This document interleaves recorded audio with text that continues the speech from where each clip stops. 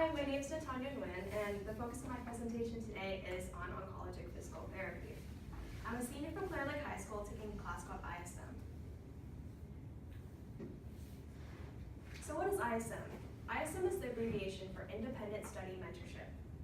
In this class, you find a mentor in a field you're interested in studying and shadow them for half a semester.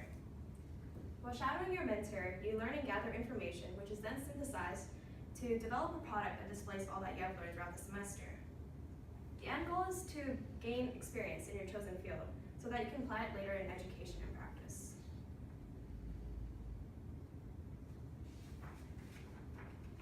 Who is involved? The person that teaches this class is Coach Penders. Every Monday, all the ISM students meet to discuss what they've done the previous week. This includes anything involving interesting findings, products, or any general questions about ISM. But during the rest of the week, we're expected to spend time with our mentor or time working on our final product in or outside of school. My mentor is Jasmine Sabahi, who is a physical therapist at UTMB Victory Lakes campus. She graduated from St. Louis University with a doctorate in physical therapy and resides primarily in the acute inpatient unit. In my time spent with her, Jasmine works with a lot of joint replacements. My evaluators here today are, not Cheyenne, Emily Sims. Emily, who is technician, and Mr. Gregory, who is the boss of the whole rehab floor here. And lastly, the person who's involved in ISM is, of course, me, the student.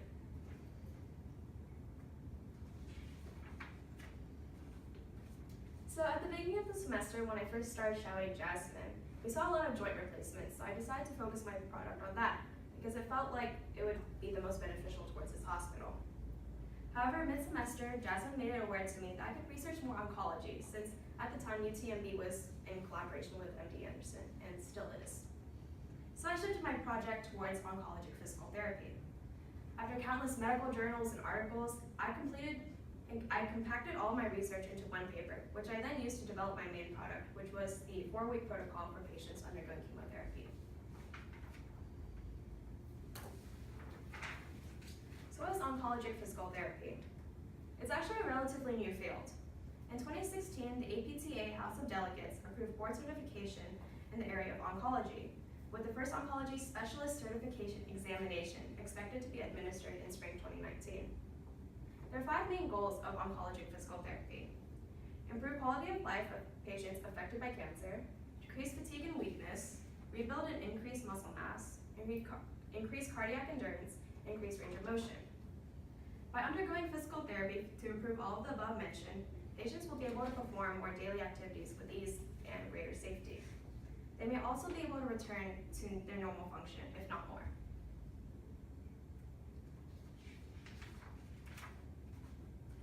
So the main part of my project is the protocol that I've created.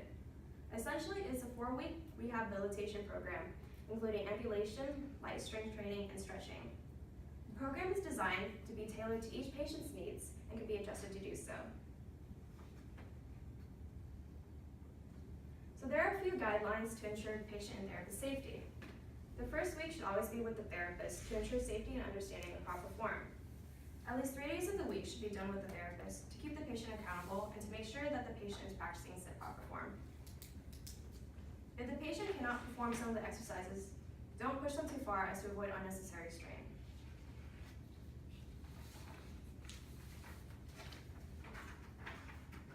The therapist should also be with the patient and monitor for lightheadedness, dizziness, nausea, and numbness in the limbs. They should also advise the patient to have a small snack before the program to avoid any complications from low blood sugar. Also advise the patient not to have a large meal to avoid nausea. And most importantly, the therapist should educate the patient on safety and proper form to avoid accidents, unnecessary pain, and other complications.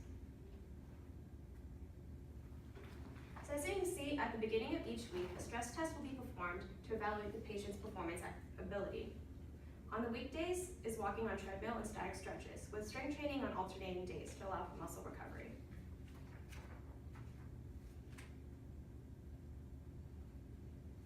The time spent walking and strength training increases on each week based on a patient's needs and can be adjusted by the physical therapist as best fit for the patient.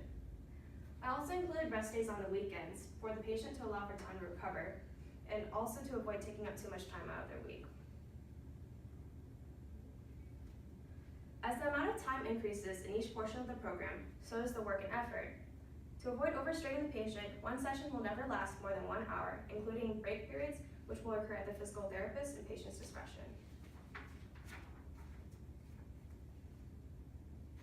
And finally, at the end of the 4 weeks, a final stress test will be administered to see the progress of the patient and to determine if the patient still needs to continue with the program, in which case they would continue at the level of the 4th week.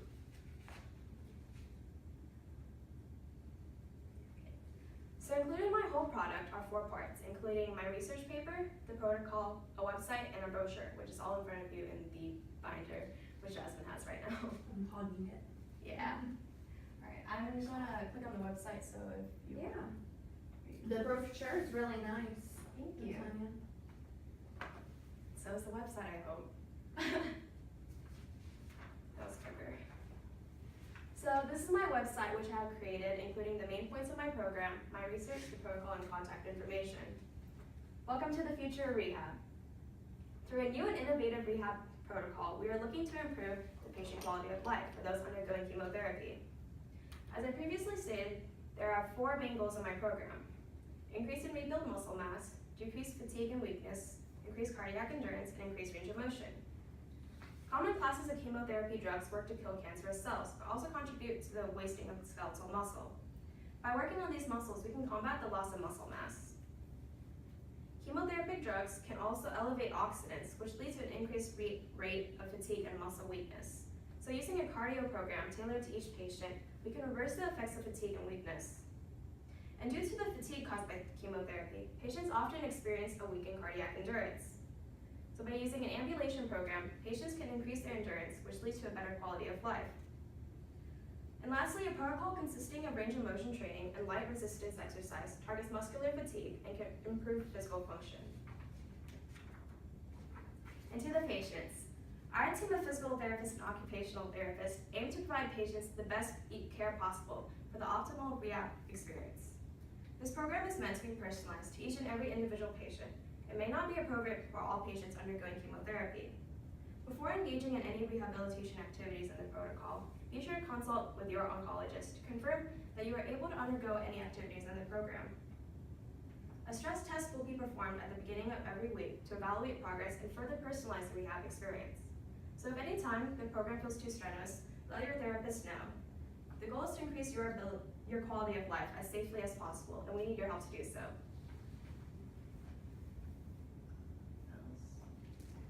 So this is the home page, and it just has the goals and then any disclaimers that the patient might need. What's at the bottom? Sorry, all the way down. Yeah. That's just what you. Yeah, it's just a okay. disclaimer. Protocol. So next on the protocol page is the full program in detail, including the guidelines, which I already covered in the presentation, and that's also included in the binder. Scroll through. And they're separated by weeks and goals.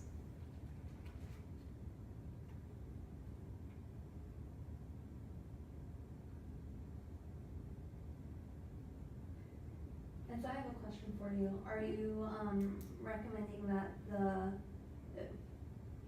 the patient go from one stage, say week 1 to week 2? Are there any goals they have to meet before they actually go to the next phase? Yeah, the goals are at the top. It's just general, they have the stress test. And since all that's based on the stress test, then once they meet their goal of being able to go through the whole program, then they can move on to the next week. And generally patients are able to do that. So if it's someone who's really weak though, and they have trouble with the week 1, or if they go from week 1 to week 2, and week 2 you just see that they're really depleted, then you can regress back to week 1. Yeah. And then you can continue on. Yeah, like I said, it's all at the therapist and patient's discretion. So if something feels too strenuous for them, they could go back down to the previous level and work their way back up.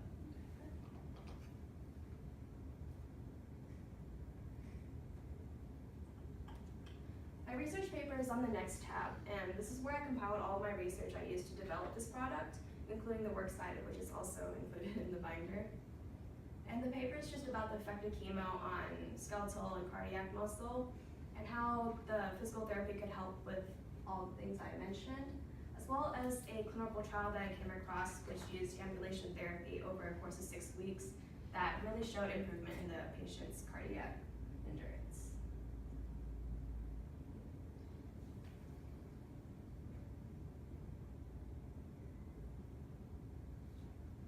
And finally, I have the contacts page where I included the location of UTMB Victory Lakes, the rehab phone number, a brief summary about me and ISM, and my contact information, as well as a little disclaimer at the bottom that this protocol has not been professionally established yet to avoid confusion for those who happen to come across this website. So, back to presentation.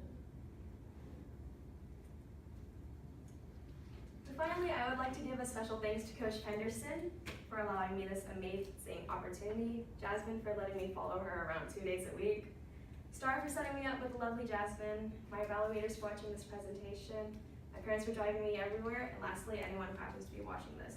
Without your support, I wouldn't be here. Thank you. If you have any questions, comments, concerns. Let them have a chance since I was hogging the binder. There's some good things that would be, I mean, having their stress test at the beginning of each week is actually good to get a baseline of where they're at, but some things you could include to make it a little more objective, because it's always good to have simple ways to objectify and measure the patient. You could do a rating perceived exertion scale with the stress test. The RP is always good. Obviously vitals, O2, blood pressure before and after, and heart rate, just to see how they're responding to it, because after 4 weeks, you should start seeing some response in their heart rate. Yeah. After that, but getting that extra data is always a good thing with those stress tests, especially in our world now where it's about justifying what we're doing. So if you do that, you can get those outcome numbers and start showing, oh, well, you have that RPE of 8 when we first did this, but now they're down to 6, so that's a good thing, right? So that's always important. Okay.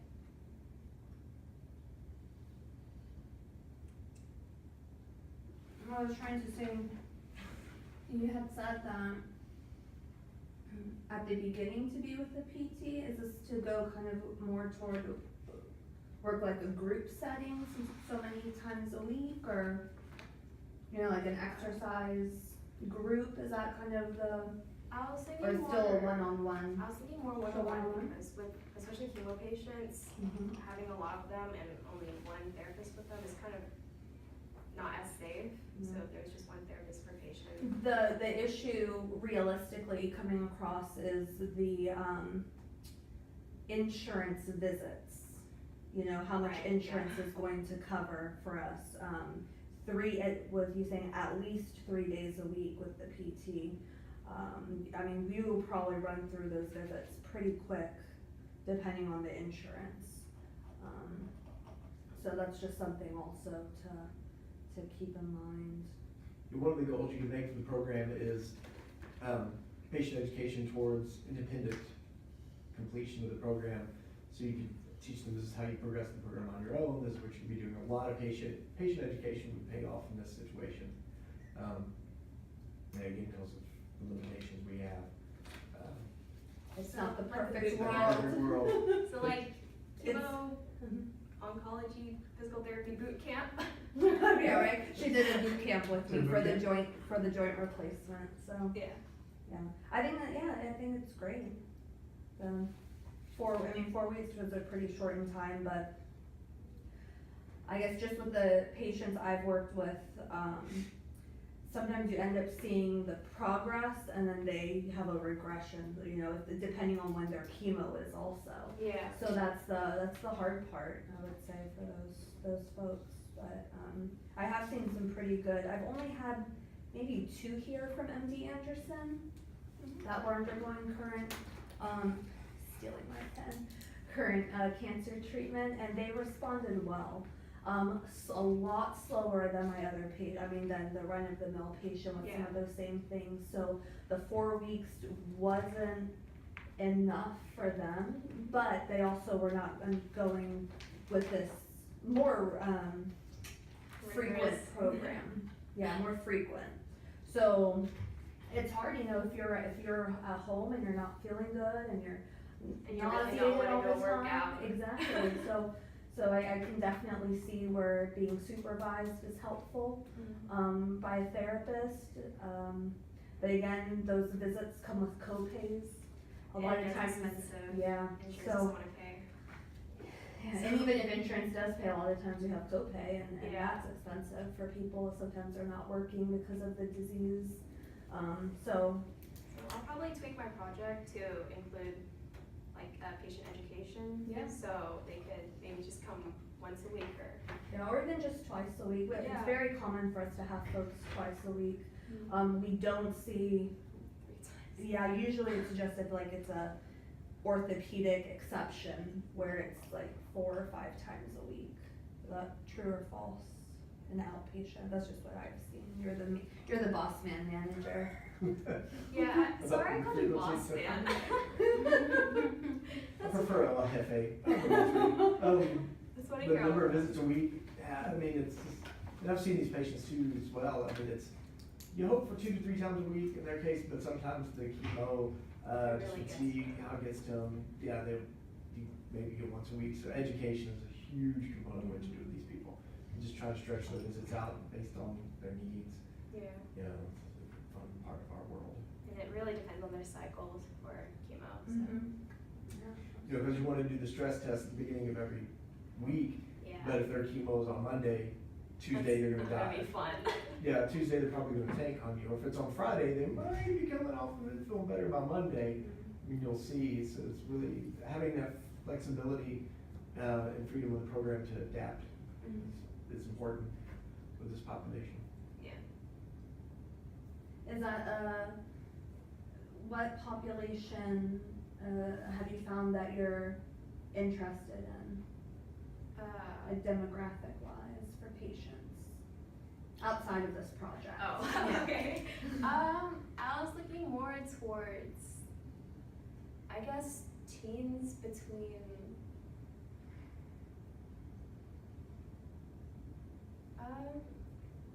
young adults, teens.